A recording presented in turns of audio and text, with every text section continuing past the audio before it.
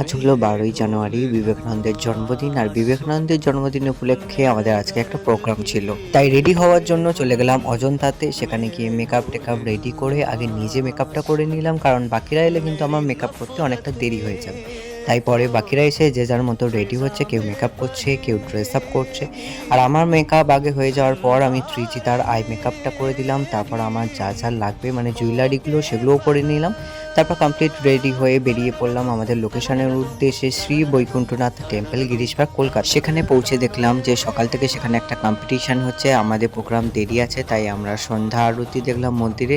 আর তারপর অনেকক্ষণ অপেক্ষা করার পর আমাদের প্রোগ্রাম স্টার্ট হলো। আর আমাদের সিরিয়াল নাম্বার ছিল 11তে, তাই আমরা আমাদের সিরিয়াল নাম্বার এলে আমাদের পারফরমেন্সটা করে নিলাম। আর তারপরে আমরা ওয়েট করছিলাম, কারণ সমস্ত পারফরমেন্স শেষ হলে তবেই আমাদের সার্টিফিকেট দেবে। তাই শেষে সার্টিফিকেট নিয়ে গ্রুপ ফটো তুলে আজকের প্রোগ্রামের দিনটা শেষ করলাম।